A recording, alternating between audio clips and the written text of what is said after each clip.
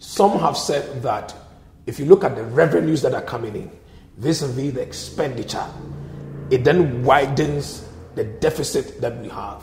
And the question has been, how do we deal with it? Now let's look at our expenditures for 2021 realistic. Yeah, thank you very much. I think we'll start with some, breaking down, for the audience to understand a bit of what we're talking about, those who may not be. So if those who understand can, exercise some patience, with this. It's like a household. You earn income. The income may come from various sources. It may be one, let's assume we have children in the house who are dependent. So it may be the father working, salaried worker, and bringing in, some income. So that would be the first source, is the salary income when the person is paid, plus allowances. Then mom may also be working, maybe trading, or maybe taking care of a kiosk next to the house. A variety. So since we have used salary for the dad, let's say trading generally, whether sophisticated or simple, kiosk or shop or that type of income is profit because it's not sales. You have your capital, you go and buy goods, you sell. It's the difference between the selling price and the purchases, the things you buy and the expenses, taking transport, buying petrol if you have a car, is the difference as a profit. So that is another source of income to the family. If you are lucky to have inherited maybe a house or something which is rented, or you yourselves are endowed and you have a second house which you rent may be another income. Now, the income is spent on various things.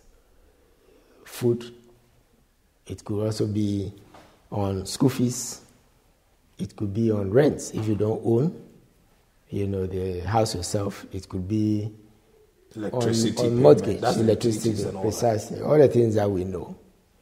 Now, the difference between the money that's coming in and the money going out, right, determines whether you have to borrow or not.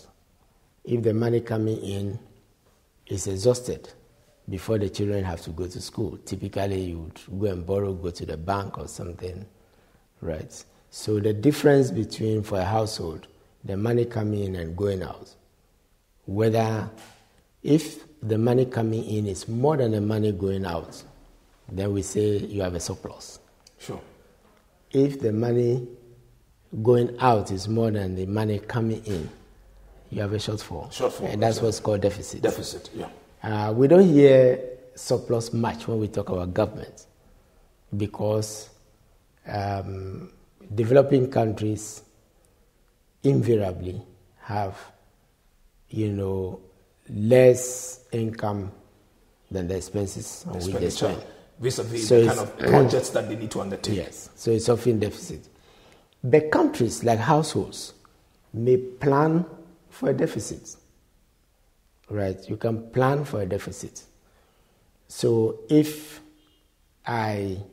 we decide as a household, we want to build a house or we want to buy a house, we do not have the money, 250,000, 150,000, to buy the house immediately. You either build over time with your income, or you can decide to borrow to buy the house, which is a mortgage. Sure. In that case, your expenses, including the payment for the house, would exceed your income for a long time to come, unless your business flourishes and you can pay off, or you are promoted. Even if typical of employees, even if you are promoted, it's unlikely that it can pay for the house. So that is planning for a deficit. You'll be in a deficit for, let's say, 5 years, 10 years, until you finish paying for the house, for the car, for the furniture. There's normal household things that we buy. Countries also plan. For example, let me use a typical Ghanaian example. We said that let's put some of the oil revenue aside to develop the country. Assuming that revenue coming is, let's say, 100 million, right? And you need to do a project which will cost 500 million. Which means that 100 million per year, you need 5 years over 5 years. To take it up for the cost. Exactly. So you can decide that every year when the 100 million come, we do an aspect of the project. Sure. The only thing is that it will take you 5 years to have your oil refinery. It will take you, meanwhile your gas is waiting for you. Yeah. Right? Like we did a Chuabo, so we borrowed from CDB. This is again planned investments which may result in a deficit.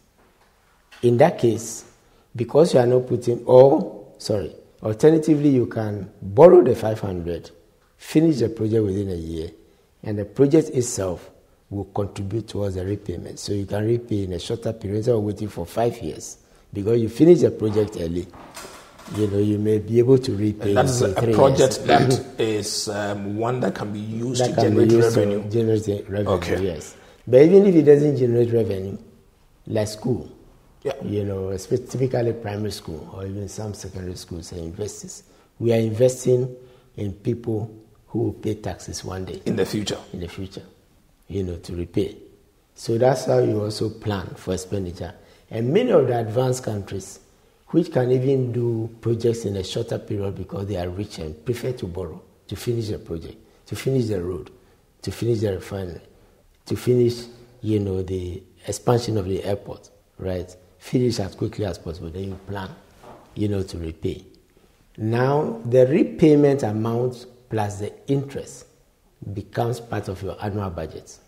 Sure. So when we are talking about interest going high and all that, in like wages, and then the repayment, which is called amortization. The repayment of the loan is when you pick the budget and you see amortization in financing. That is what, in the financing section, that is what the loan we have taken, that's the repayment. Okay.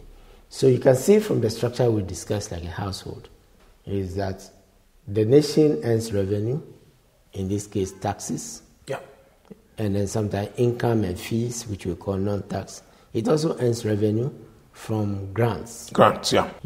Foreign countries and others, And then it pays salary, it pays interest, you've gone over. Then it pays for running government offices.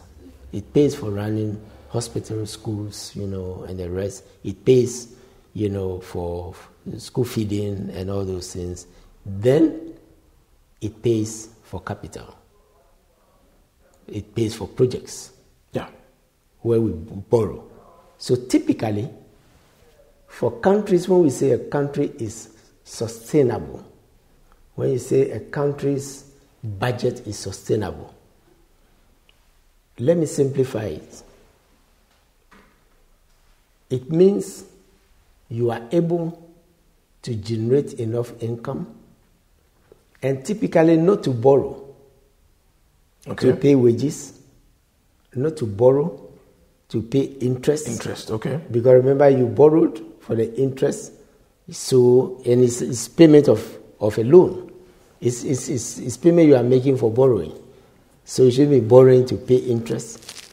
You shouldn't be borrowing for running government offices. You shouldn't be borrowing, for some little capital projects which can be finished within a year and which may be inexpensive. These are the elements of expenditure. I see. You should borrow, what you should borrow for are big projects. Big projects. And then the repayment of the interest and the loan element that you are repaying, right? If you borrow 500, interest will add to it, let's say 100, and it becomes 600. 600 or probably 650. 650. Sometimes can even hit 700 depending on the rate that you get. Okay. So at 650 for 5 years, if it were 100, you pay 100.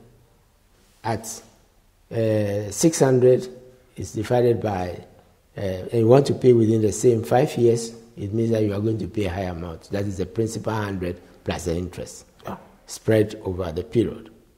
ordinarily, either your project or your taxes should be enough to pay for these two items also. We mentioned interest already. Yes, sure. Otherwise, you'll be borrowing to pay the loan which you borrowed. That's what is called refinancing, reprofiling, when you hear those words. Okay.